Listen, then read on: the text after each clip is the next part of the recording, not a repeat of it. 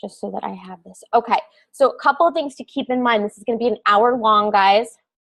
I'm going to offer you as much content and as much information as possible. During this training, I want you to do me a solid and utilize the chat on the side. So if you guys have problems with the chat, it's a button on the bottom. You'll be able to pop up. Why don't you guys just all jump in there and say hi so I know that you're all active. I want to make this as engaging, hey, cool, as engaging and interactive as possible. The worst thing that would happen on this call is if you come away not gaining anything, and that's not the point of this. Okay, so how many business owners we got? Tell me what you do, what you're repping. I want to know in the chat. Cassie, I know, is on here for the personal development, and that is phenomenal. Amber Lee, life coach, awesome. Awesome, awesome. Connie, I would love you to post too. I love seeing you in this group. Yeah, I want to know really what you're repping. Connie says, coaching women newly diagnosed with gluten intolerance and food allergies. Oh my God, that's awesome. I love that. Amazing. Health coach. Okay, cool. So here's how this is going to go down. Monica, you're there. You're there. Okay. So I want to tell you a little bit about, I think Nicole, hold on one second. I just want to fix this. Speaker view.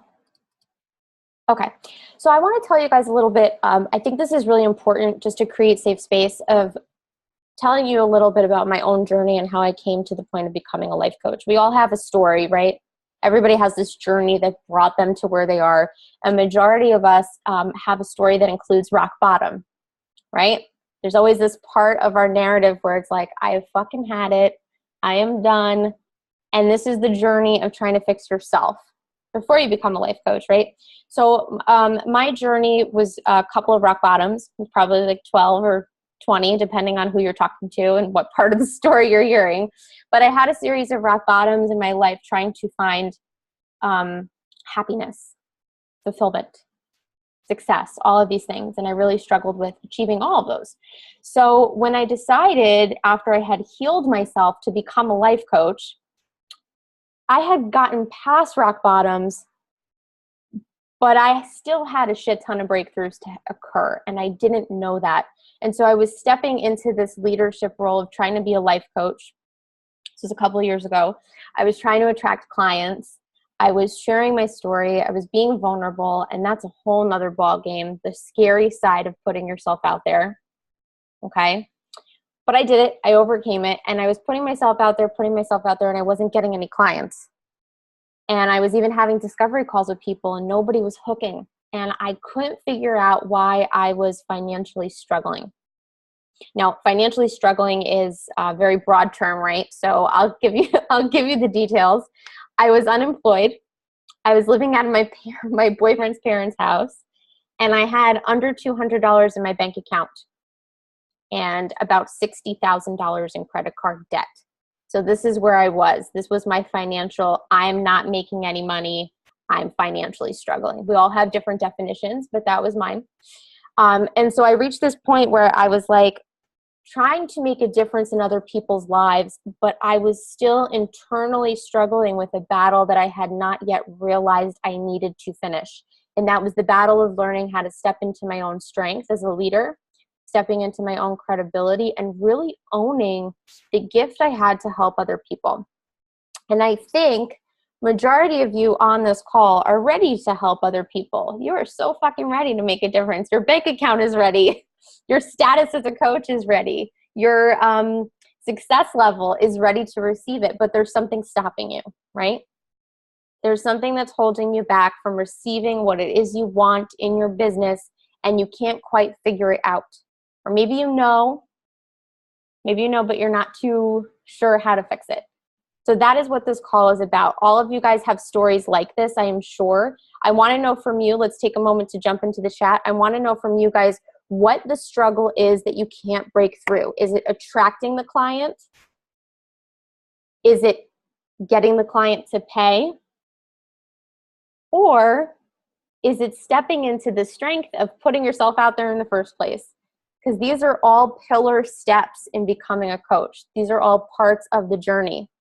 Amber Lee says getting the client to pay mostly. Okay, so you're having people come to you. You're having people surrounding you where you know you're ready to make a difference in their life and they're just not hooking.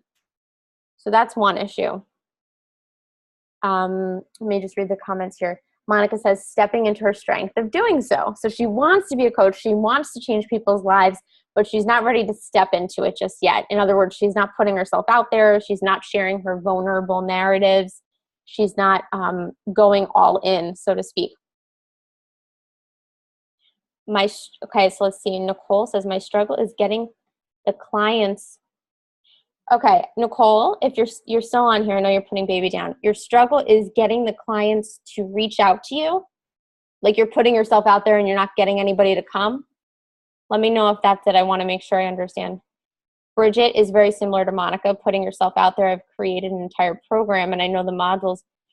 That's awesome. Okay, so not exactly sure how to teach it, or that is what you're telling yourself. Okay, really, yeah, really proud of you for that. That's a big deal. And Asia says all three. Okay, so here, this is what I call the life coach's journey. Okay, this is something that we teach in the self-love method. I'll give you guys a little taste of it.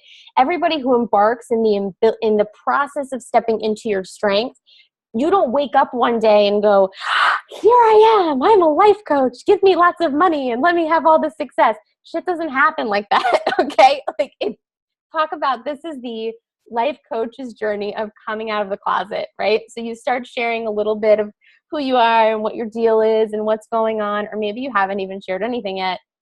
And then you go all in, you start sharing stuff and you overcome that struggle. And then the struggle becomes, well, why isn't anybody coming to me?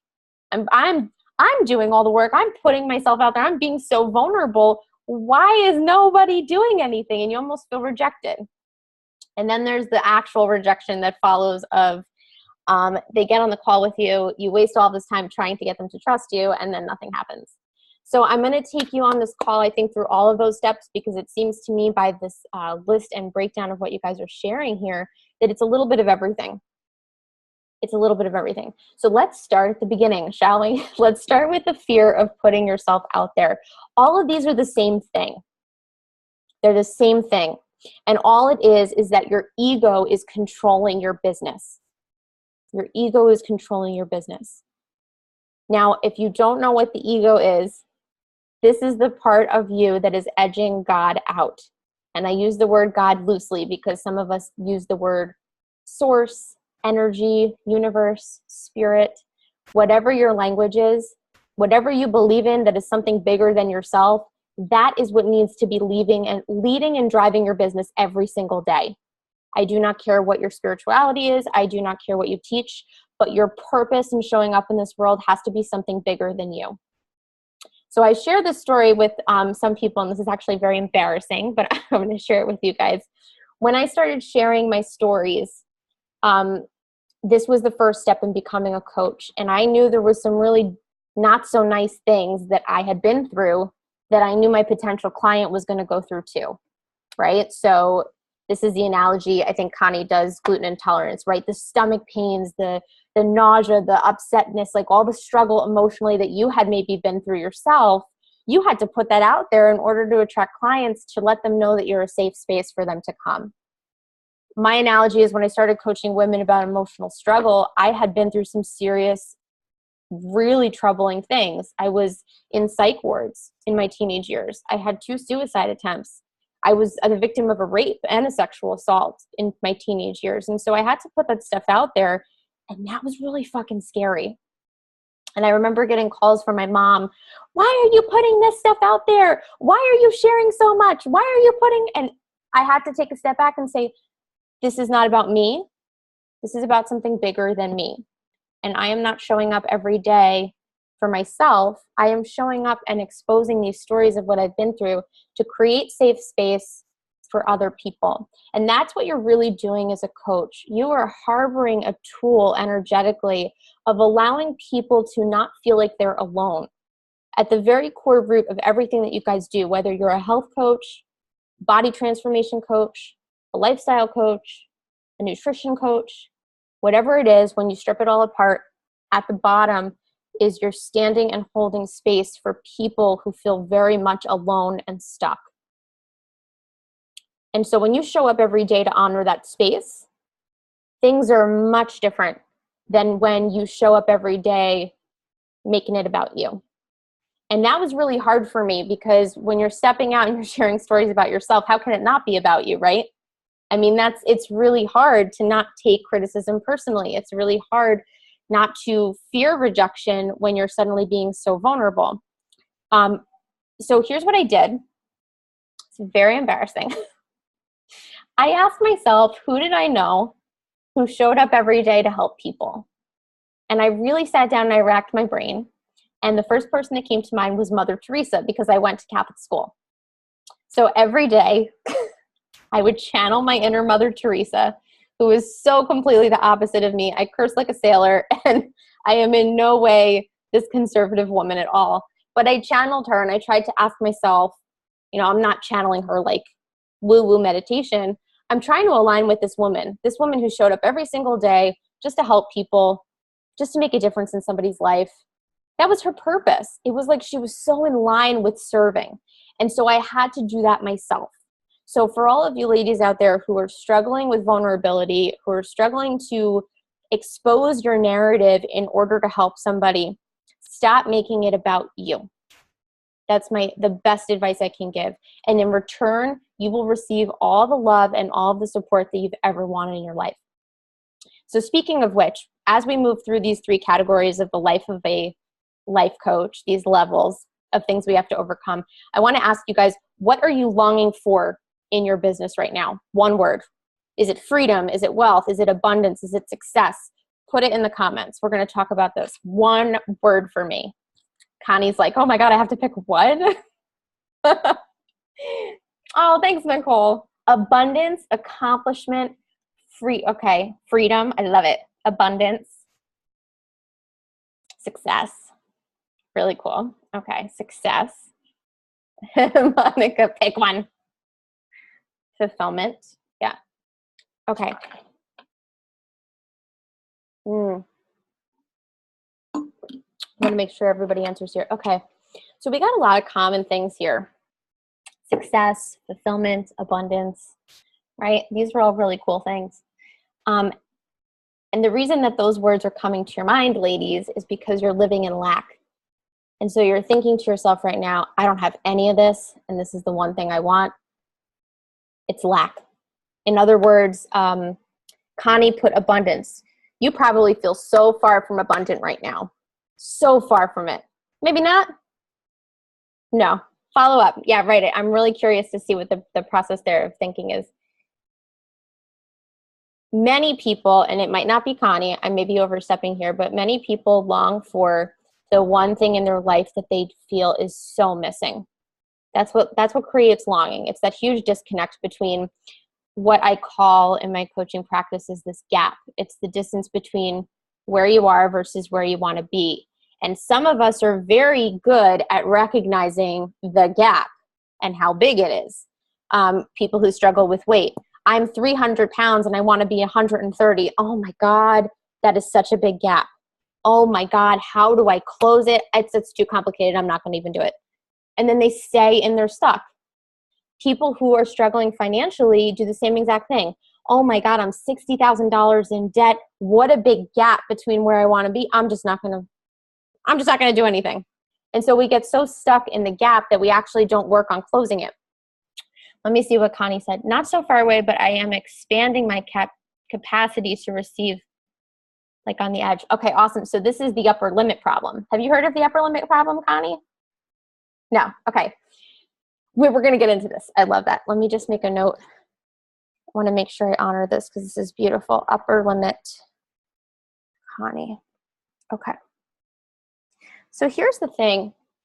Part 1, stepping in and sharing your narrative. Part 2, putting yourself out there, not getting any traction. And then part 3, getting the traction and not landing the client.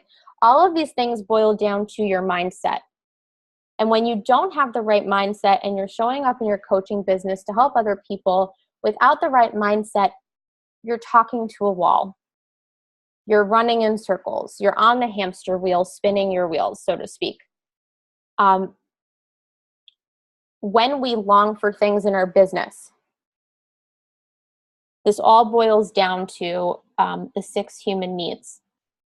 Now, if you guys have heard of the 6 human needs, I want you to put a yes in the comment section so I can honor you and say, hell yeah. I know Amber Lee does because she's been my one-on-one client and I've talked her head off about this. Okay, so this is what it is. I'm going to write these out for you guys so you have them. Yeah, less. So everything you do on this earth, every single thing you do, when you feel fulfilled, it is because your 6 human needs are being met. So for all the women who put down that they didn't feel fulfilled in their business, you're going to look at these human needs and things are going to make much more sense to you. So the first one is certainty. The second one is significance. The third one is love. I'm going to put certainty down one more time because somebody put a chat in, so I want them all together. Significance, love, certainty, variety, contribution, and growth. Is that 6? 1, 2, 3, 4, 5, 6. Okay. So when you are feeling sad, frustrated, I want you to keep in mind too, girls, if you are life coaches, this is a strategy I use for my clients. So if you are struggling to come up with a strategy to teach your one-on-one clients, I want you to hone in on this because this is really an integral part of my coaching practice. When you are not happy with something in your life, these 6 human needs are off. So when you don't feel fulfilled, I'm going to go back to an example for me. When I didn't feel fulfilled in my business, I didn't feel significant at all because I wasn't getting clients. Nobody was listening to me. No one was paying attention to me. My voice wasn't heard. I felt so freaking small. No significance whatsoever. I didn't feel love because I was financially struggling. And so I felt like when I was reaching out to these people and they were rejecting me because they didn't want to invest in my services, so much not love. That's the opposite of love. That's pain. And I didn't feel certainty because financially I was struggling. And I didn't feel variety because life is really boring when you don't have money, right? You guys all saw I adopted a beautiful pig this week. Couldn't do that without any money, okay? Life is really boring when you don't have the funds to enjoy your life. And I certainly wasn't contributing because I felt so scarce all the time. And I wasn't growing because I was playing the poor me game. So whenever you're sad, whenever you're frustrated, whenever you feel like something's missing in your life, I want you to take out this list of the 6 and I want you to rely on it as a tool. What is wrong right now? I do this with my boyfriend when we have fights. It's like, okay, well, I don't feel significant right now because he's just, making me feel small. And you could literally go through this list with any problem or any struggle you have in your life. And you can figure out why you feel this way. Hey, Asia, welcome back. So that's the first part of the 6 human needs. I'm going to tell you right now, if you're struggling to find a coaching method to teach, I got this question before we jumped in on this training. If you're struggling to find a coaching method to teach, I want you to message me directly and I will share with you some of the tools that I've used. I'm teaching them in a 12-week course that starts at the end of the month, selflovemethod.com. But I'm not going to plug you. Okay, so back to this. So these 6 human needs, when you have these, the other trick in recognizing is that we all prioritize them differently.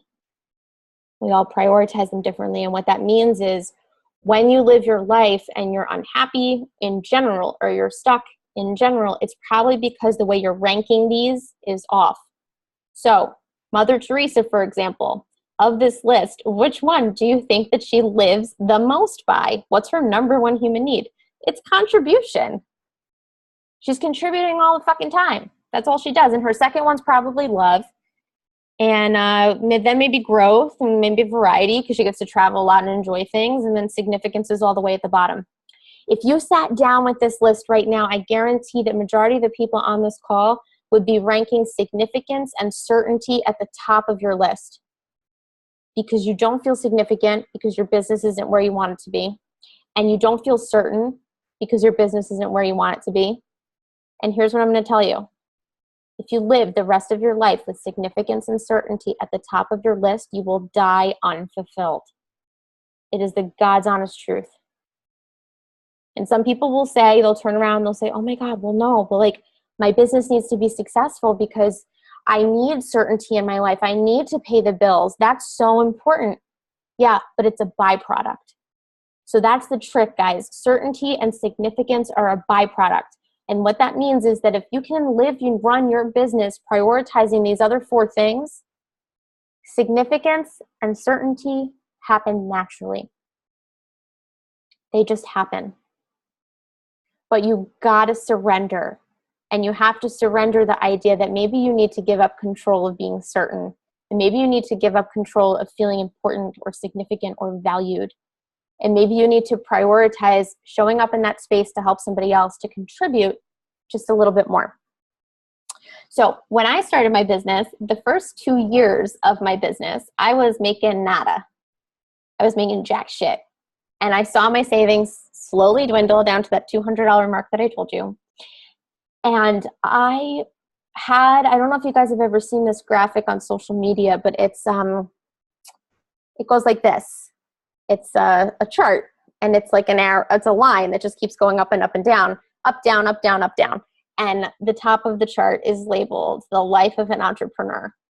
And it's like, things are great. I'm so excited. Why do I suck? This is so terrible. Oh my God, I'm doing it. I'm doing it. Oh my God, I hate my life.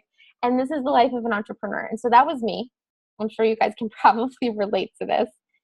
Yeah, Amberly, yes. So that was my life, and it was miserable. And you guys were all probably on this roller coaster in some way, shape, or form of stepping into your strength, feeling like you're not good enough, putting yourself out there, not getting enough likes and getting angry, having discovery calls and being excited, not landing the client and feeling stuck. And so this was me. And I was on that coaster hoping that if I could get off and reach success, then I would be really happy and fulfilled and everything would be fine. Now, the difference between actually getting off that coaster and hoping you get off that coaster is the decision to be successful. So I want to talk about this because this is really important. Oh, no, that's okay, Sarah. I'm not even looking, actually. I have you guys up here. Sammy, I didn't even know you were on this call. Hey, girl, hey. Hi, Sarah. No, you're totally cool. Okay, so coaster, right? Most of you are showing up in your business with hope. And this is what I really despise about a lot of the methods that people teach, is that hope is bullshit. You have to decide. Hope and should and could and I wish and I pray and maybe, this is all bullshit. And you girls, if you're on this call and you're listening and you're ready to grow your business, you're so much better than the hope. You are worth the decision. So here's what I'm going to tell you guys. You got to decide with every fucking fiber of your being that you're going to be successful in what you're doing. And that alone is what's going to shift you out of being stuck and shift you into being successful. It's the decision. And here's what I'm going to say about that. When I was hoping that I would be successful, I would put myself out there and then doubt myself. I would reread my post over and over again. Oh, thank you, Asia. Thank you so much. I would read my post over and over again. I would question how many comments I got. I would wonder if I was actually, doing the right thing by connecting with certain people, and I was doubting myself. I would spin my wheels over and over again, and I wouldn't take action because I was so busy over analyzing every choice and every decision I was making. I wasn't deciding I was going to be successful. I was hoping. And so when you hope, you're paranoid. You're paranoid. So Connie says, I made that decision like recently. Well, get ready to recently receive some money because this is huge. When you decide, everything changes. Now, here's what decision means, ladies. It means that you have to be 100% certain that you are going to be successful, but you have to be 100% detached to the outcome. Okay? I am deciding 100% that I'm going to be successful, but I am detaching myself. Now, what that means is the timeline goes out the window. The straight path goes out the window, because you're deciding, ladies. You're in this for the long haul. There is no fucking going back. This is it. And when you decide, like Mother Teresa, she didn't wake up one day in the nun convent and go, I'm just not feeling it today. Maybe I just won't do this today. No, she decided. She committed. You got to be as dedicated and as virtuous to your business as Mother Teresa was to her life. And I swear to God, you will never change anything. Everything will blossom. You'll get everything you want in your life. But it's the decision. So the second part of this, you decide, and then you have to make awareness. You have to be constantly aware of what is working and what's not. And you need to tweak things to get where you want to be. Like I said before. Wait, can you repeat the part about detaching from the outcome? I need to hear it again. Yes, Amberly, sure. You have to be 100% committed to the success, but you have to be 100% detached from the outcome. So I have clients who will make the decision to be successful. They think they've made it. And then they show up after the first month and they made $3,000 when they wanted to make $6,000. It's not working. This isn't working. I suck. I'm going to give up. So you guys know where I'm going with this. No.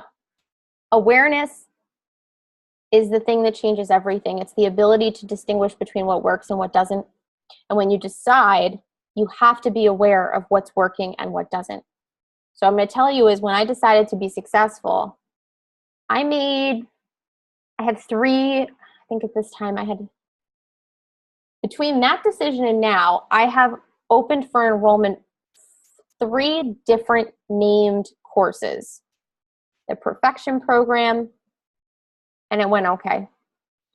Broken to Beautiful, which was for divorced women who were struggling to overcome their loss, and that went a little bit better. And then Brand New Me, which was for, I know Cassie took that course, it was for women who were in massive transformation of their lives. They were ready to go in and completely change, and that went kick-ass. And now I'm launching the Self-Love Method. Now, this is what you need to pay attention to. If you are stepping into a decision to be successful, that awareness of what works and what doesn't is the constant, never-ending improvement. This is what Tony Robbins talks about. Constant, never-ending improvement. You're always on the journey to keep growing and pushing and changing. And I would not be making 6 figures today if I did not have that awareness. So once you decide, you create the awareness, and then you have to show up like that person. In other words, there was a very big difference between the Lauren that was hoping to be successful versus the Lauren that was deciding she was going to be successful. And the difference was my energy and my choices. See, when you decide that you're going to be successful, 100%, do you stress out about money? No. Because you know you're going to be taken care of. You know that it's going to happen. And this is the hardest lesson for all of us to learn, but it's the most valuable. So when I invested in my first life coach and I was at that under $200 mark in my bank account and I had nothing, I charged $10,000 to work with a coach. I found a credit card. I applied for an APR. I got approved. I charged it. So now I was $70,000 in debt. And it was scary. It was really scary. But the woman who made that decision for that $10,000 in debt was a very different woman than the woman who made the other $60,000 worth of choices. And the woman who made the $10,000 worth of choice to invest in a coach was the woman who was deciding she was going to be successful. I made it back in a month. 1 month after struggling for that long. And so that mind shift is so valuable. Oh, Monica, constant and never-ending improvement. CANI, that's the CANI method, C-A-N-I, constant and never-ending improvement. Tony Robbins has crafted that, and it is genius. This is something that we should be teaching all of our clients, right? So we should be living up to it ourselves. Nobody is coming to you because they just want to reach some goal and then go, okay, it's great. Let me go back to my old life. This is about long-lasting change. And so if you want to create long-lasting change in your business, You got to create long-lasting change in your thought process and your internal soul. This person needs to be doing the work every single day. This is your number one client. Okay? So we've now made the decision to put ourselves out there, right? Because we know that we're showing up for the greater good. This is not about us. I want to talk about that too, because I know I have a lot of WBA girls on this call, right? I think Asia did WBA, Les did WBA. WBA is absolutely amazing. And one of the things they teach in this course is understanding your niche. Like Connie says, she helps women who have a gluten intolerance. Or I used to say, oh, your niche. So your niche is that really specific version of who you help. So my very close friends, Jen and Angie, teach this. WBA is the Wellpreneur Business Academy. WBA, Wellpreneur Business Academy. And this is a program that teaches women who are in wellpreneur markets how to strategize themselves in the online market. And one of the things that's really important when you're showing up in your online space is knowing your niche. This is the perfect person that you're helping. I know Amber Lee and I have gone through this. So it's I help X with Y and Z. So I help women struggling with gluten intolerance how to A, heal their gut, B, create happiness, C, create long-lasting change. So this is your niche, right? And I see a lot of clients who struggle with this. I think Bridget and I might have been talking about this. Yeah. We're taught that we need to help one specific person. And we spend all this time trying to figure out who that one specific person is. And what I will say is that I used to do that, and everybody's different. I used to do that, and it didn't work for me. So what I decided was I wasn't helping one specific person. I was solving one particular problem. It was an emotion. These were women who were feeling A, B, C, and D. And that was a laundry list, because now look, here you are. You're feeling unfulfilled. You're feeling unhappy. I have had women who have been through divorces feeling that problem. I've had business women feeling that problem. I've had overweight women feeling that problem, that unfulfilled, stuck, totally out of control of their life. So solving an emotional problem sometimes is a better way to look at your niche than the specific outside stuff. As a life coach, you're going to be doing a lot of emotional work. So I always try to focus on the emotion component. Yeah, so Connie says gluten is the problem, and you help them feel energetic, vibrant, and healthy. And the mindset is a big part. That's so true, and that's beautiful, because you guys all know that anything that people are physically coming to you for has a mindset component. And this is what I really see a big difference between the coaches that are successful and the coaches that still continue to struggle. So the coaches that are successful notice and recognize that the package that their client comes to them in and the problem that the client is coming to them to solve is never really just the problem. I've had, you guys are all here for business problems. Sorry guys, that's not really the problem. The problem is you have an unhealthy relationship with money. You have a fear of failure. You have a fear of not being enough. That's the emotional problem here. So let's talk about that. Who wants to talk about money? Can I get a yes? Can I get an amen? Mother Teresa prayers. Who wants to talk about money? Yeah. Okay, so money is so interesting. So Chris and I love this topic. Our fiance, Ryan, who's my personal one-on-one coach, phenomenal. Money is a relationship that you need to heal. So before you became a fitness and health coach, you need to heal your relationship with food, right? Before you start making money, you need to heal your relationship with it. So I always kind of compare this money relationship. Pause. Let's talk about something. Power tools, all right? Power tools. There are three. This is what I call the three most powerful tools in your life. And these are the power tools that you need to be aware of as coaches for your clients, because anyone who comes to you for one of these problems has probably two out of the three. These are three powers that we all need help solving and healing. And the first is our relationship with food. And the second is our relationship with money. And then the third is our relationship with relationships. So here's what I want to tell you. When a client comes to you with problems with food, they probably have a problem with money or they have a problem with relationships. If a client comes to you with a relationship issue, they probably have a relationship issue with food or with money also. In other words, it's never just one. I have found this in every single client I've worked with. It is never just one. When you have an issue with food or with money or with the way that you have been showing up in relationships, in other words, if you keep dating dirtbags, or if you keep attracting people who are not committing to you, or if you keep hurting in your relationships, is there an issue sometimes with self? Yeah. Those power tools all fall under insecurity.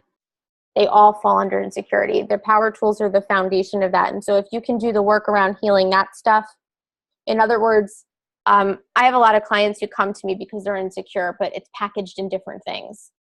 I'm not making the money I want, or I'm not, I'm overweight and I have to lose weight. This is not just the package. It's the deeper issue of not loving yourself.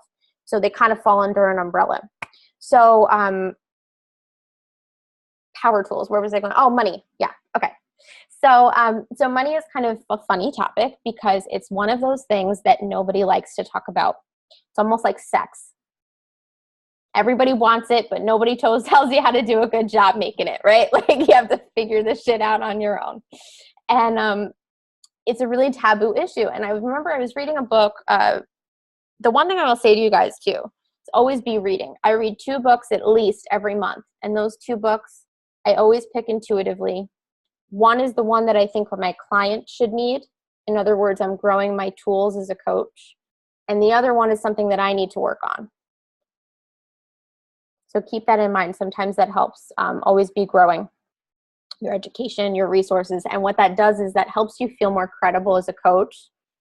When you're constantly feeding into your practice and you're constantly growing your strength and your education, it really helps.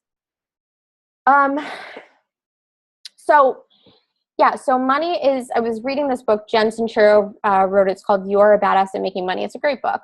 And she talks about, she used this really interesting phrase that just had me thinking. She says, yeah, Connie, it's a really good book. And she says, money is so weird because when people tell you they want it, it's the one thing that they follow up with and try to justify it. Like, I want a boatload of money, but wait, I'm also a really good person. And I'm just so nice. Like nobody does that. Nobody's like, I want pizza, but I'm also just really generous and kind-hearted too. So why do we do this with money? It's because we have a poor relationship with it that developed at a really young age.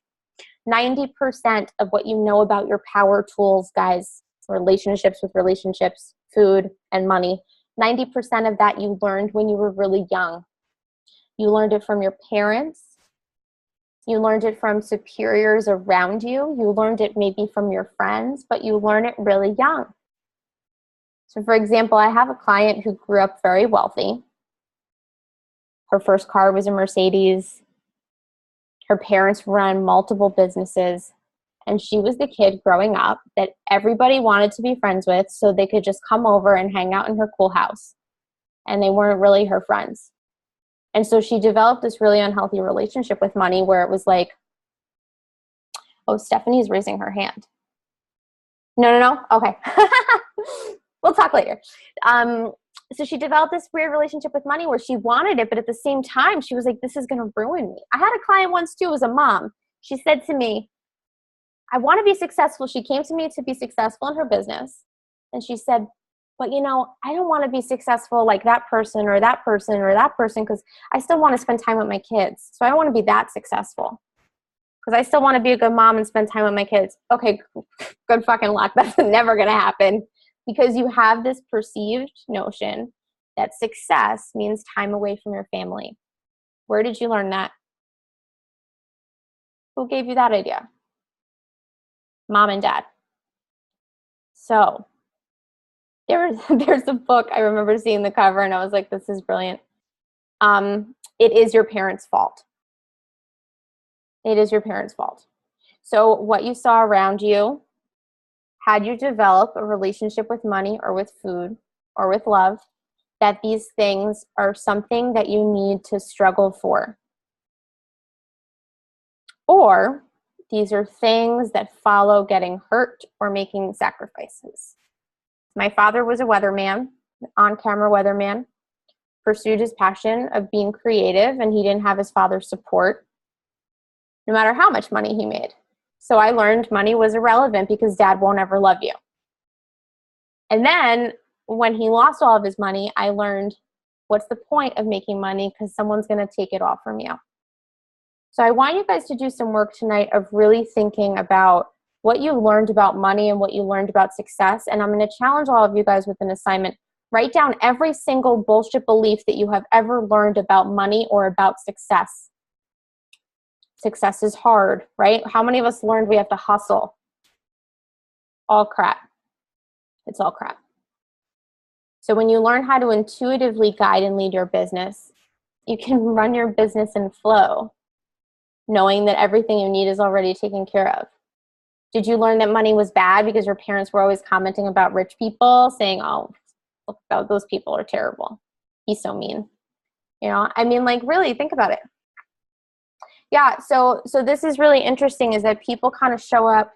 Bridget said I never had money as a kid, and I learned that if I wanted something, I had to, bust your ass to get it. Well, no wonder that you're busting your ass and you're not getting where you want, because that's all you learned. So if you want to heal your relationship with money, you need to rewrite the narrative. Money is ugly. Money is evil. Yep. I can't tell you how many times my mom, so weird. I very much enjoy, when I think about money, I very much enjoy the luxury it provides to take stress off of me. Like, that's what money is to me. Money is a release of stress. So if I am really bad at getting my nails done or doing them myself, I'll go get them done because I have money. I am so bad at doing them, it stresses me out. If I really hate cleaning my toilets, I can hire somebody to clean my toilets. My mother taught me that that's all a waste of money because you don't get to keep it. It's a service. But intuitively, naturally, that's what I want to use my money for. I want to use it to free up my life so I can enjoy and have more experiences and help more people. And it's all about time. She didn't see it that way. And I had to do a lot of work on disconnecting myself from my mom's beliefs and forming my own. So that's what this exercise will help you do. Really sitting down and asking, what are the limiting beliefs I've learned about success or about money growing up? And then just to give you guys, because I do want to open this up to questions. This is a concept I teach in the self-love course. This is really about walking through the process of changing your limiting beliefs. And you can do that with a process called the Dickens process. So when you recognize why your belief, oh, I have a hole in my shirt. Is that a hole? Money. This is why we need money, guys. This is my lucky shirt. I have to retire it or fix it or something. Okay, so Charles Dickens, you ever see A Christmas Carol? Right? And so he, if you've been to a Tony Robbins seminar, I think he might mention this, I'm not sure. But he walks through his past to realize all of these ways that he became who he was, this asshole. And he gets taken on this journey of realizing, wait, that's not really true. I just learned it from that moment. Poor me. Oh my God, look what I've been through. You guys all have to do that with yourself. You all have to look at these unhealthy beliefs you have about success and worth and who you are and what you're valued as if you ever want to show up as a leader for other people. So when you recognize the limiting belief, for example, guys, I know you guys put some, money is the root of all evil. Now I have money because my husband makes it, but one, I want to hoard it, and two, I feel like it's not mine. Yeah, so who taught you that, Bridget? Where did you learn that? Mom? I mean, you don't feel like it's yours? That comes from somewhere. You just didn't wake up one day and think that. It came from somewhere. I'm silly. Thank you, Monica. So when you take these limiting mindsets, you have to ask yourself, well, why do I believe this? Why do I believe this limiting belief? And you will find that all of the reasons that back it up are from experiences that you've had when you were young and continue to have when you were older. We could do this with our relationships. We could do this with food, but we're businesswomen, so we're going to do it with money. So once you do that, you want to ask yourself, well, what do I want to believe instead? What do I want to believe instead? So for somebody who says you need to hustle for money, and you know that because dad hustled all the time and was never home, and mom complained all the time that he was never around, and money was always going missing, and we never had what we wanted, and I didn't get to have what I wanted as a kid. You want to rewrite the narrative. Yeah, Dark Side of Light Chasers. I love that book. That's excellent, Connie. Yeah. You got to be able to sit down and say, okay, well, what is this really true? You know, she does this, I think Marianne Williamson does this, you know, really asking yourself, is this really true? No, it's just experiences I had that made me think this way. And when you heal this, you can start to show up as the life coach and the service that you and your clients deserve. You can start making the money that you and your clients deserve. Because the truth is, when you're poor, you're doing your clients a disservice. What I mean by that is, if I sat here trying to help you guys and I wasn't where I am, I wouldn't be able to help you. So when you make money, it's not really so that you can sit on a pile of money and swim in it naked. I mean, this is really just about you being the best version of you so that you can help so many more people. It's this trajectory of going up. Let me just read some comments here. I had to start earning money at 12 to provide myself clothes. So I think I feel like if I don't earn it, it's not mine. Wow. Yeah. That's fucking breakthrough status. Like, that's a big deal. That's making me think, because when I was 13 and my dad wouldn't let me get a cell phone, I had to go and earn it myself at McDonald's. My first job. I turned 14, went in, and yeah, I learned that I couldn't get anything that was mine unless I earned it myself. Husband says I can't do this without you because of the house stuff. So he's trying to make you feel significant, and you're like, no, bitch, I don't want that. Yeah, so this is all, we all have.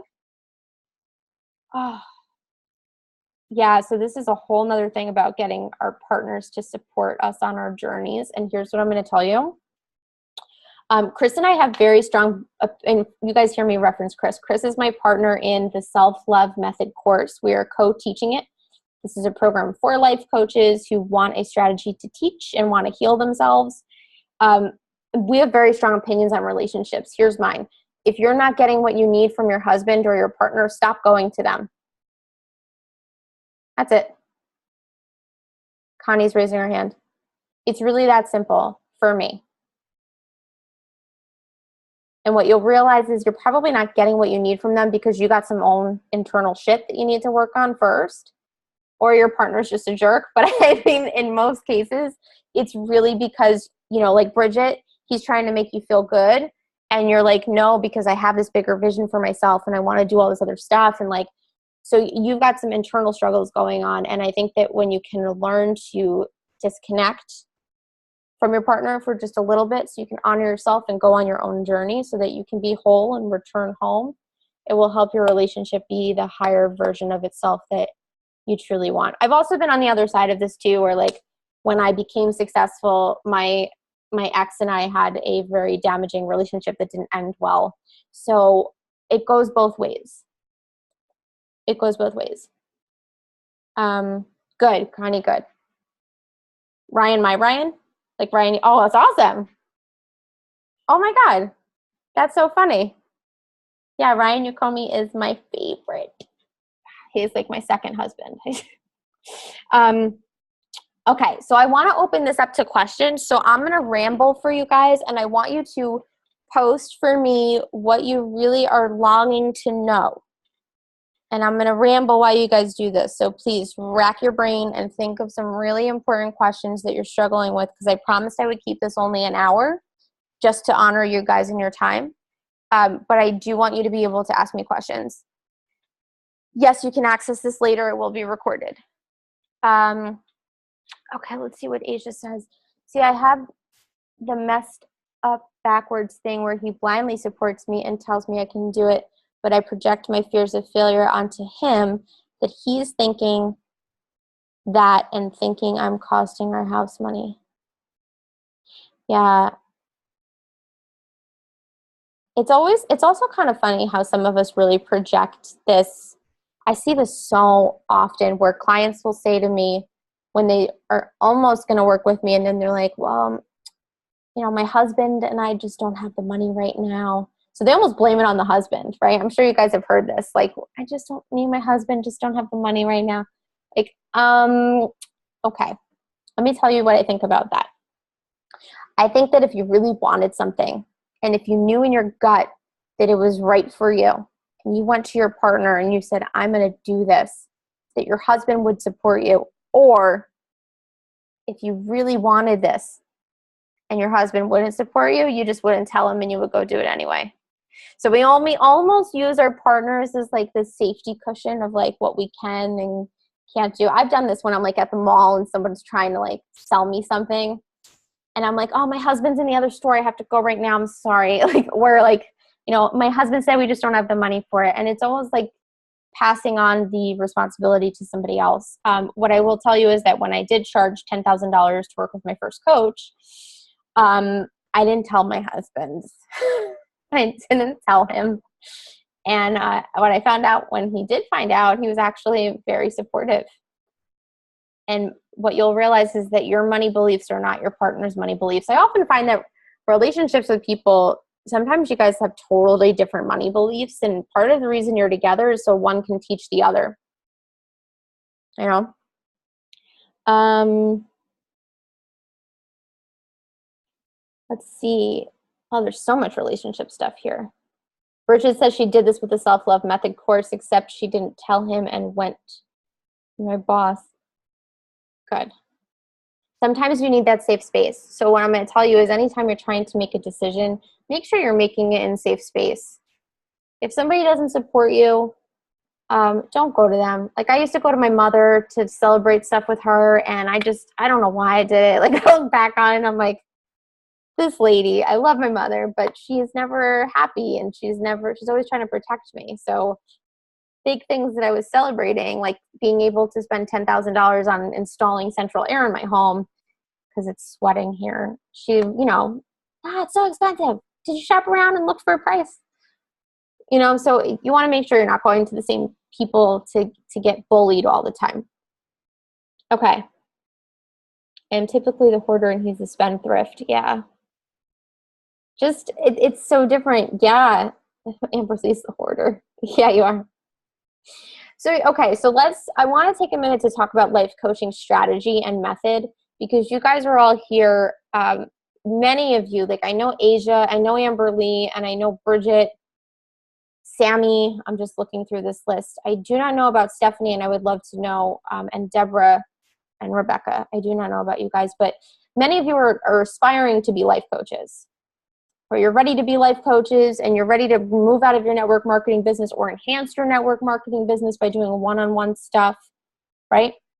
Monica, here's what I'm going to say to you guys. The first step is always the scariest. It's always the scariest because it's going to feel inauthentic. It's going to feel like you're not credible. It's going to feel like, oh my God, like I have to ask this person for money. So tell me at first, let me just ask you guys, because we have 3 minutes left. Put a yes in the comments if it's okay if I go a little bit over for you guys to talk about this, because I think this is a real, whoa, holy shit. Oh my God. Wow. That was amazing. It was just like I wish you could see this, like all came at once. Okay. All right, here we go. So, this is a funny thing.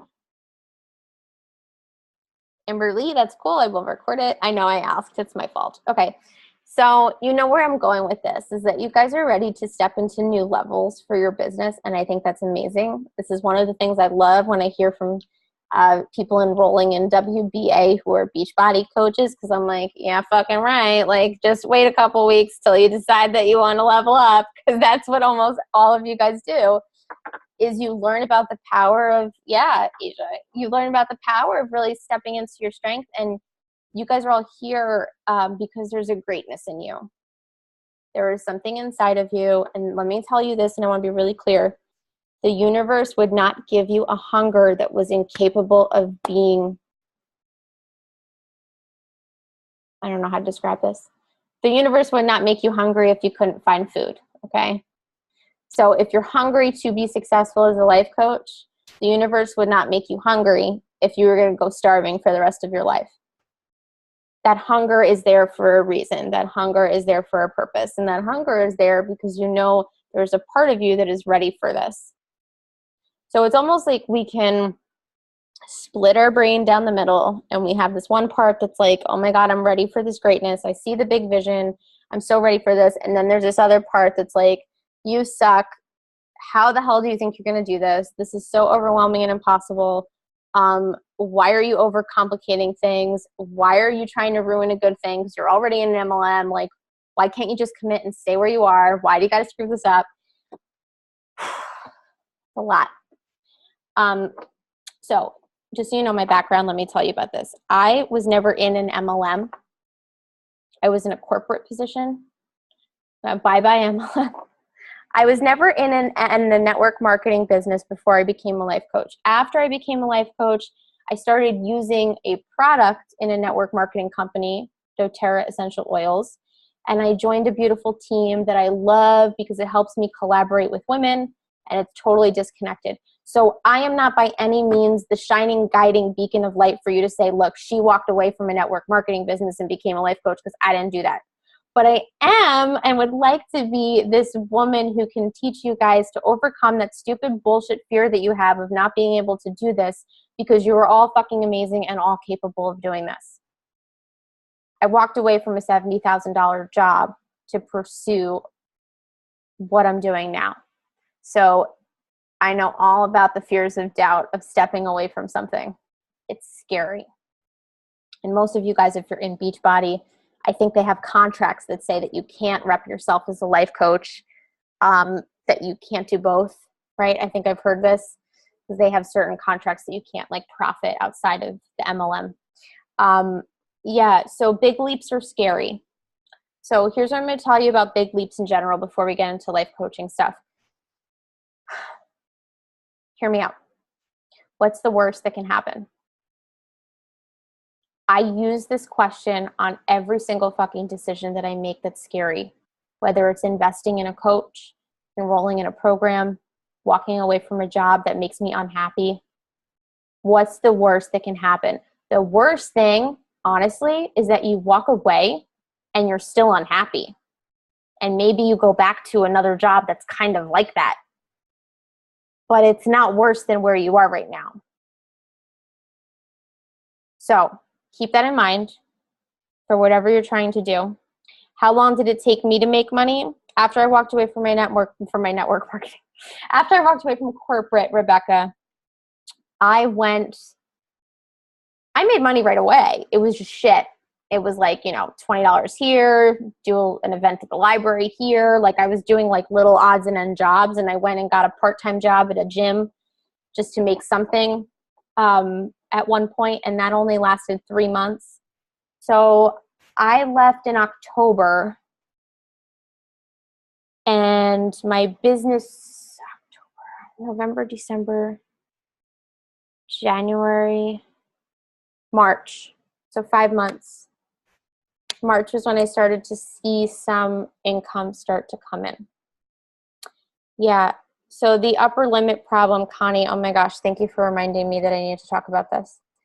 The upper limit problem is the concept that when you guys do start making money, like let's say you're now making $300 a month and you want to make $1,000. The problem is you have this capacity and this threshold of like, that's the up. I'm going to tell you, Connie, let's talk about that privately because it's a little bit more detailed and I don't want to take away from the call, but I will say get the book Big Leap because it does talk about the upper limit problem. Big Leap, I got to message you the name of the guy. I forget his name. But it's this concept of almost hitting this glass ceiling for yourself of like there's nowhere else to go. You go all the way up and now it's like, okay, now I want to go even further, but you don't know what that looks like. I was talking to Ryan about this because now I'm at a point where I'm doing this myself to reach new levels. So you're always going to be doing this upper limit work, expanding your capacity to receive, except, yes, exactly. So, okay. Walking away, we talked about that. Now let's talk about life coaching itself. I had a shit ton of experience. I knew that if you compared my life experience to maybe the average Joe sitting next to me, that I was a bit more relatable than the other people who were out there. I knew that as I was marketing myself before I started helping life coaches, I was doing this with individuals first. And I knew just from my own experience that I hated going to therapy and talking at somebody who I didn't know, who I had no idea what their baggage was, who I felt like just didn't understand me. And I wanted to be that woman out there for people that could share her stories and be vulnerable and have people say, holy shit, this girl knows, she's been there. So that was for me, that was the decision that sort of shifted me into life coaching and away from just being in corporate television world. So I had this calling and this hunger and this passion, and I took the leap. And I remember I did not want to coach one-on-one. I was scared shitless. So I danced around it. And I was like, no, I want to do programs. Everyone talks about this, like do a program. If you're designing a program because you're scared of taking on the responsibility of a one-on-one client, not only will you never get a one-on-one client, but you're not going to fill that program because you're dancing around your fear. If you create a program because you really have a great idea and you're really excited to share it with the world, that's one thing. But never be afraid to take the one-on-one client on. The one-on-one client is where your own journey starts. Yeah, Nicole, I like that. I like that you hate not being able to share your story. Because you should share your story. That's why all of us are here.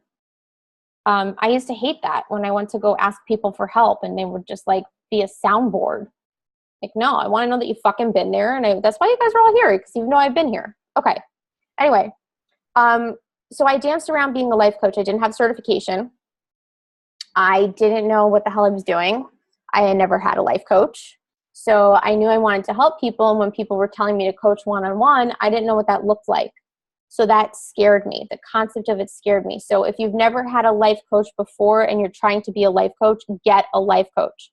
If you're trying to be a coach for diet or nutrition, get a coach for your own diet and your own nutrition. This is the greatest way that we can enhance and improve our credibility. It is so important. And so this is the reason why the minute I hired a coach, I made $10,000 in a month, because I stepped into my worth. I stepped into my credibility. I started to believe in what I was doing because I believed in it enough to hire somebody for me. So that's really important, an important part of the process for me. I think if you're struggling with your credibility, you need to ask yourself why. So don't sit here and try to hope that your fear of not being credible will go away. I want you to sit down and make a list and ask yourself, why don't I feel credible? Face your fear. Get so clear about it. I didn't feel credible for a lot of reasons. And, maybe tell me in the comments, why are you not credible? Let's face it. And this is not an exercise for you to shit all over yourself. I really just want you guys to just face your fear. Lack of experience. Because I don't know how to teach what I want to coach. Well, good for you for being in the self-love method course, Bridget, because you're on the right path. Because I don't know how to do this. Yeah. So, I once compared this analogy to being a mom and getting pregnant. Because people form this limiting belief that they can't be a coach because they've never done it before. When you have a baby, Do you decide, like, sure, maybe you're afraid of it, but do you decide to give the baby up because you're like, I just don't know how to do this because I've never done it before. So, like, let me give it to somebody who has. So, like, this shit make no sense. Guys, this makes no sense. Yeah. Yeah. I'm the student, not the teacher. I've been a personal trainer and women strength coach for 3 years. I know how to truly coach that, and now I'm shifting into what I truly teach. Them away from the weights into inner work only, and I feel lost. So if you're shifting out of something and into something new, my suggestion is sometimes you need the big leap, and other times you may not realize there's a combination here that could be created. So like Bridget, we'll talk about this. I want to have also, Bridget, because I know you're in self-love method, can we do a one-on-one call before the course starts so that we can dive into this with you? Where are you so I can see your face? Let's do a one-on-one call before the course starts, okay? So message me after this and we'll get you on my schedule. Okay, so here's the thing. Everyone else has experience. Yeah, okay, so these are cool fears. I'm the student, not the teacher. I'm irritated because I have experience, but I'm not reaching people probably because I'm rushing the process. You could be, or you could not be marketing and networking the right way. I mean, this is all, there's the science of success and then there's the art of fulfillment, right?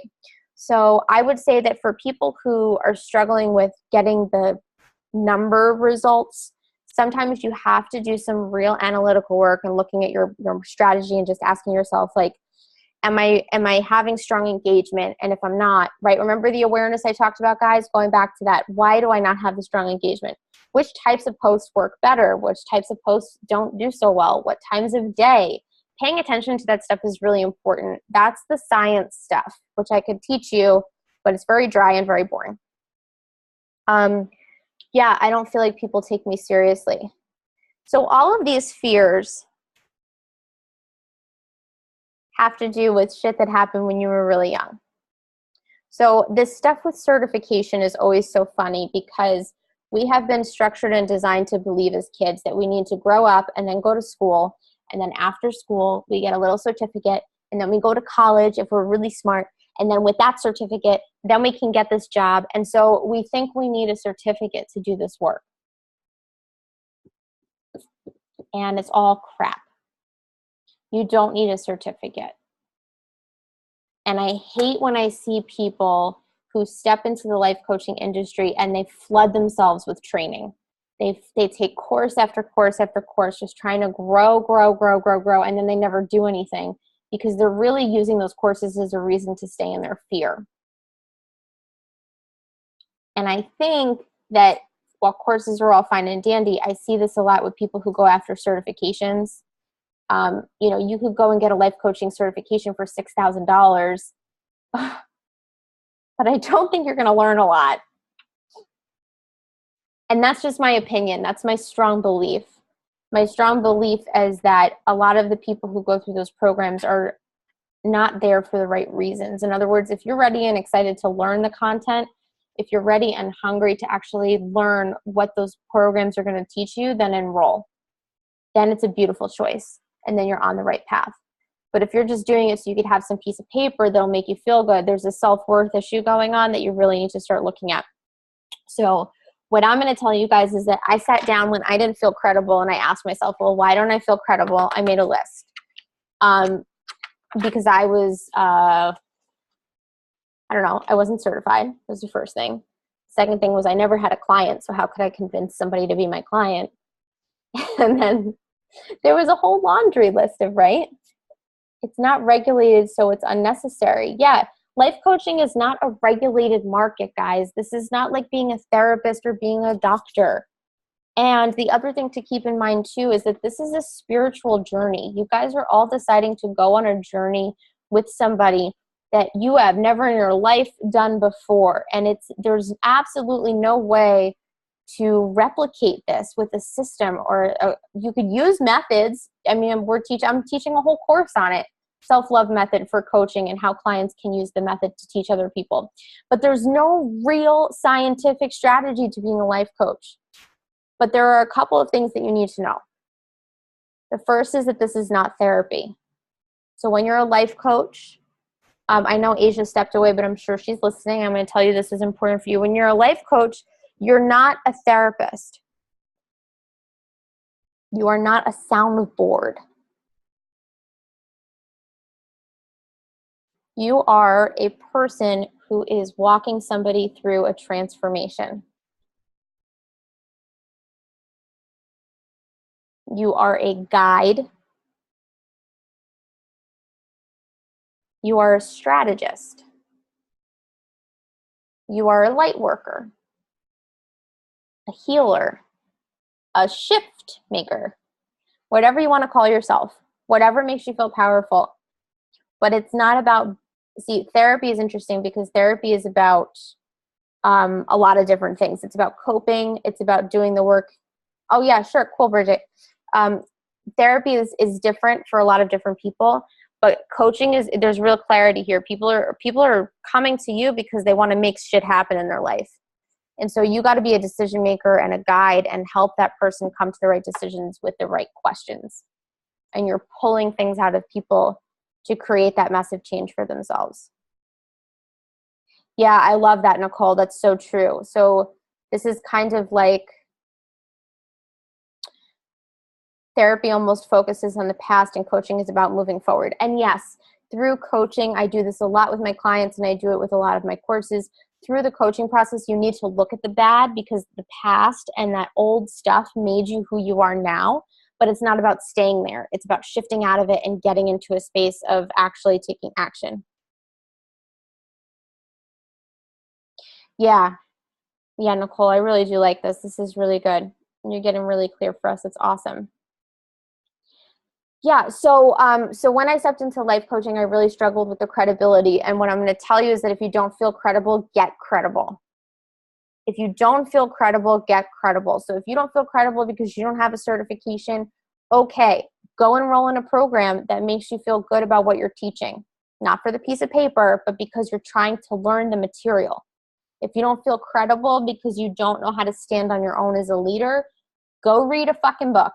And this is like, it's really important to always be growing yourself because not only are you going to be a better coach for your clients, but as you grow yourself, you have more systems and strategies to teach. So my coaching method is never about one coach. I can name a laundry list of people who I've studied, whose books I've read, whose classes I've taken, that I use their methods to actually teach what I'm teaching now and what I teach today. So you're always going to be kind of this hoarder of resources as a coach. I actually did this a while back, and I'd encourage you guys to do this too. Create a manifesto. So I told a client to do this the other day. I can't find it. I have a notebook, a special notebook that I kept when I started my journey, and that was my manifesto notebook. And every time I was reading a book that had a really great concept or an idea that I wanted to teach, I would take that concept and I would sit on it and I would write it out into some principles. So like Tony Robbins' pain versus pleasure mindset. This is a strategy of knowing the difference between what pulls you from towards something based on pain or pleasure and knowing and distinguishing that concept. I wrote it down in my manifesto. I teach it now. 6 human needs. That's in my manifesto. So pulling all of these concepts from all the books you read to create your own strategies and teachings. It's almost like you're studying a method yourself. I highly recommend that. I think it's one of the most beautiful things. The other thing I'm going to tell you is that if you're not feeling authentic about what you're teaching and what you're offering, then you need to sit down and realign with it. I always do this every week because I firmly believe that I'm constantly growing, and you guys are too. Every week, when I have new people come into my life, I have a list actually, and it keeps getting bigger. And I don't know if some of you guys might actually be on this list. The hit list. No, I'm just kidding. So I keep a list. So like this is mine from this week. I have this big long list of all these people who have come into my life this week who I feel like I can really help them. And they've either come to me via messenger or they've commented on something in one of my tribes. And so I write their name down on this list. And every morning I pick a couple of people off the list and I try to honor them during my self-care practice. So if I'm on the treadmill, I'll think about that person and just what does that person need right now? I have a list of my one-on-one clients on my wall. And I try to make sure that I'm always remaining grounded in the service and the work I'm doing and not me. So how can I help these people who are in my life? What do they need from me? What can I gift them? And this is not about being selfless. This is about aligning with the purpose of your brand and your business. Thank you, Sarah. So I have a self-care practice because this is huge. I know you guys have heard me talk about this. I ground myself with essential oils. I meditate. I journal every day. Journaling is my non-negotiable. There is something extremely powerful about putting the pen to paper. And when you do that, it's almost like you're creating a sacred contract with yourself. So every one of my programs is designed on self-reflection with worksheets and journaling because that is the work. Cassie knows this. Cassie did some real serious reflection this week. But when you're doing that self-reflection, you're opening stuff up because you got to really think about it and slow down your brain. In other words, if you're like me, when you get stressed, you can snowball things one after the other into chaos. But when you really slow down to journal, you can see things much clearer. So honoring your client and what you're going to do for them is huge. And then the next real important part of the process is to remove your blocks and fears around money. So I always keep a list of the things I want to do with money. On the left side of my desk, Brian teaches this, Chris teaches this. Having that list of what what do you want money for right now? What are you trying to receive? So I have couple of things. I bought a beautiful car this month, so that's on my list. Last month, I was able to cross that off. Donate $10,000 to the National Association of Mental Illness. That's on my list. Go to a trip to Disney because I haven't been there since I was 6 and I really want to go. Yeah, so knowing what your purpose is for money, because I think sometimes we use this number, I want to make X amount of dollars because that number will make me feel good. Yeah, but why? So you could just look at it. You know what I mean? Like you really need to align with the purpose and the vision of what it is that you want and why you want it. Healing your relationship with success. This is all really important. But I'm going to tell you, this is a really big thing. I got attached in the feeling of the purpose. Yeah.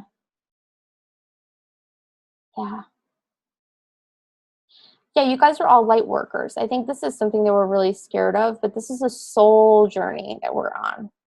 This is not just you guys out here trying to help some broad fit into a size 2 jean. I mean, it's ridiculous. It's never just about the physical goal. When people just want physical goals, they go to a strategist. Physical goal, I'll go to a nutritionist. I want a divorce, I'll go to a lawyer. You know, we always go to like the person who's going to solve the problem the fastest, but this is about the emotional concept. So always keep that in mind, that if you're like fearful of the credibility of results, it's not about that. The other thing I'm going to say too, just from my experience, is that you do have to be attached from the vision that you have for your client, and you have to really paint the picture for them, while also understanding that what you have in mind for your client may be vastly different than what's actually going to happen. I had a client come to me for business strategy, and about a month and a half into our coaching, she decided that she was going to leave her husband, who's an alcoholic, and go move across the country, and she quit her job. That was nowhere in my vision plan for our coaching method. The other part of this, though, just to understand about what I mean when I say this is like a soul journey, is that every one of your clients that comes into your life is a reflection of you. And that's really important to remember, that when you're taking on a client who you're trying to heal, you're trying to help them, that client is always going to be somewhere where you once were, or is in some capacity teaching you something about yourself that you didn't know. This is an energy exchange. And that's really important to remember, that when you're showing up, it's not about this person giving you a bunch of money and then saying, okay, go ahead, teach me now. Let's make it happen. You know, that client's going to do a shit. Sammy knows this. Sammy's laughing, but she knows this. She's going to do a shit ton of work if she's going to work with me.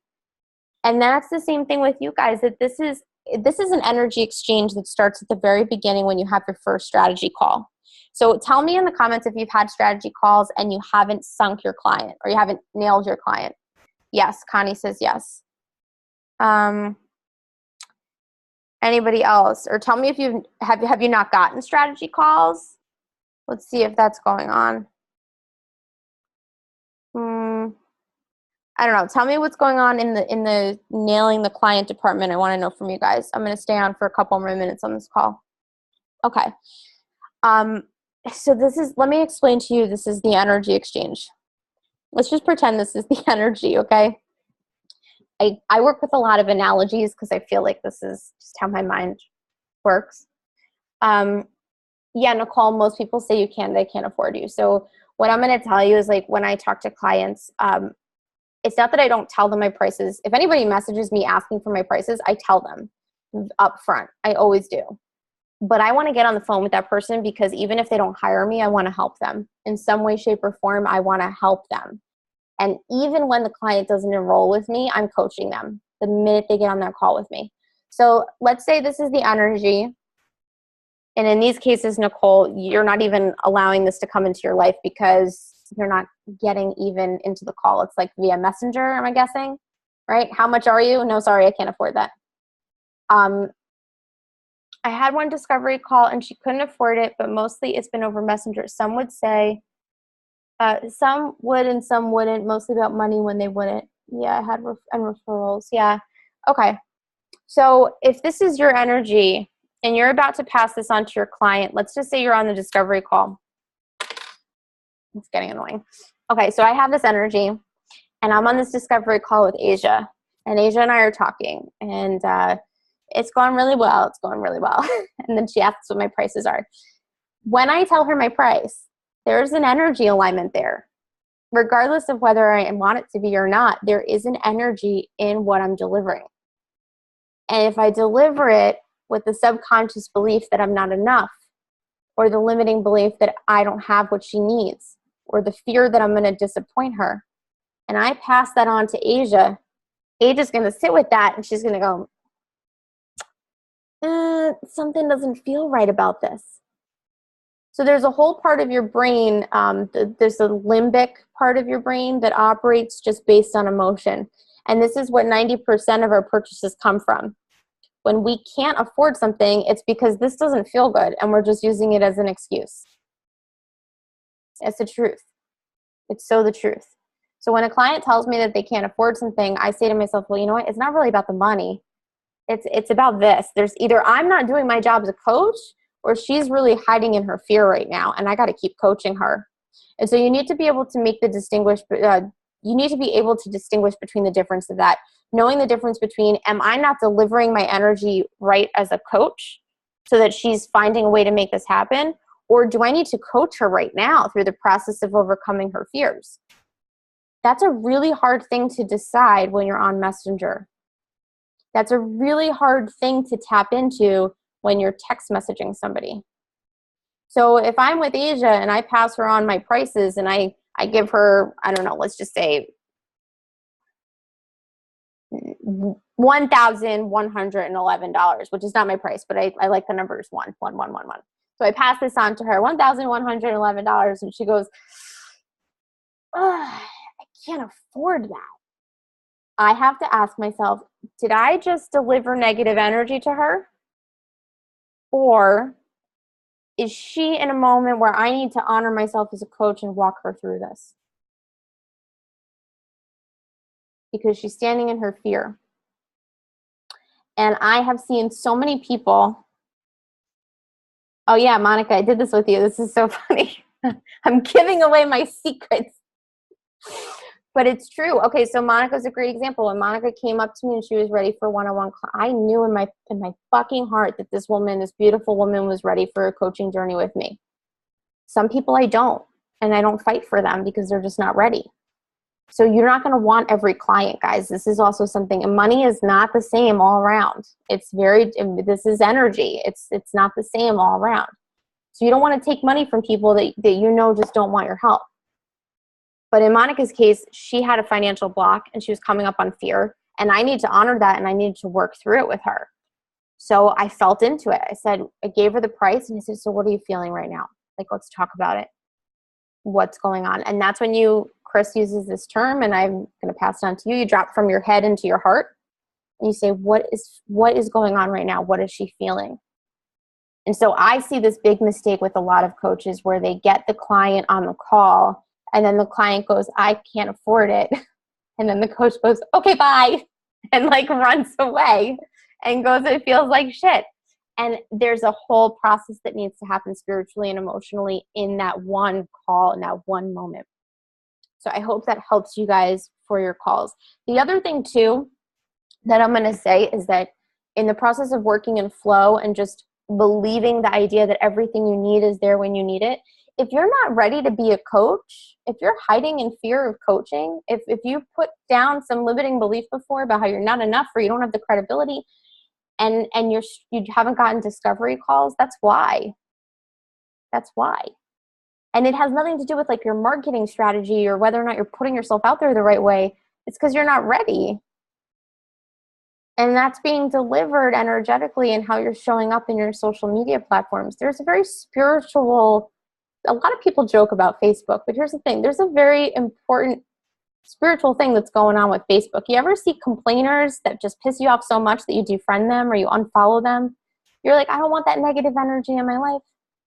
That shit's annoying.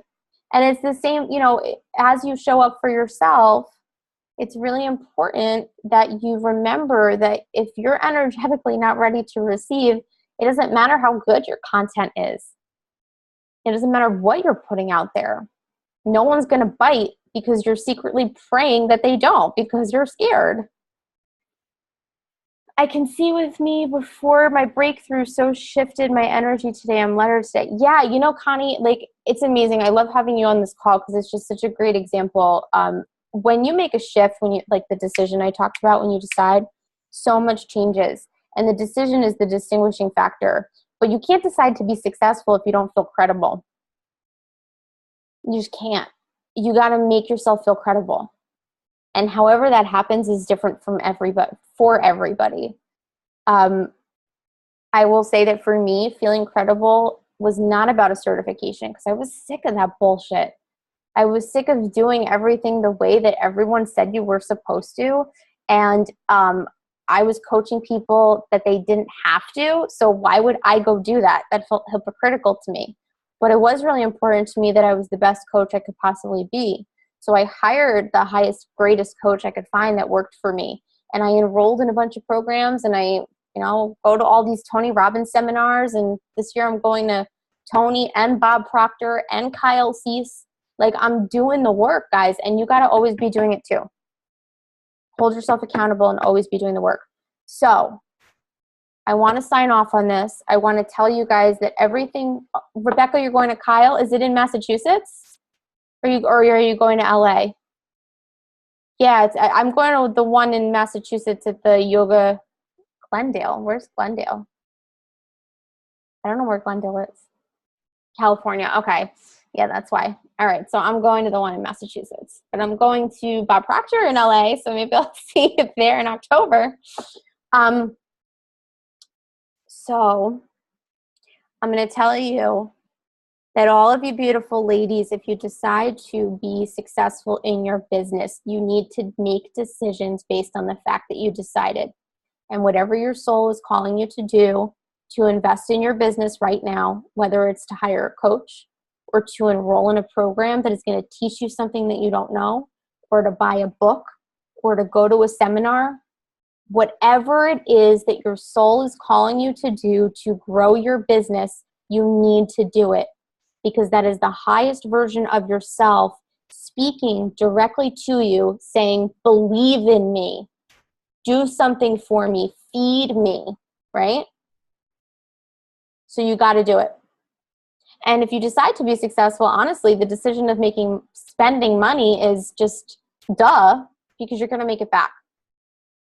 Decisions. All right, so how's everybody feeling? Everyone good? I like watching Asia smile. It makes me happy. She's so cute. And I don't know if I can see. Yeah, Monica, you've already decided in some way that you want this. Now you got to decide to actually do it. And we'll talk about that on our call this week. But I love all of you guys. I am so incredibly blessed and honored to have spent this hour and a half with you. If you have any questions at all after this, message me and I will respond tomorrow because I'm very tired and I'm going to go to bed. These calls take a lot out of me. So make sure to, when you're on your coaching practices and your journeys, I made this mistake. I maxed out my one-on-one coaching last month, I think. And I made the mistake of doing back-to-back calls. So you don't want to do that. Make sure you ground yourself and you take time in between your clients just to sort of realign your energy and always take care of you, because you are your number one client and you are the vessel for all of the work you do. So make sure you're happy and healthy and well rested, okay? All right. I love you guys. This was awesome. And I hope to hear from all of you, please. I'll talk to you soon. Bye.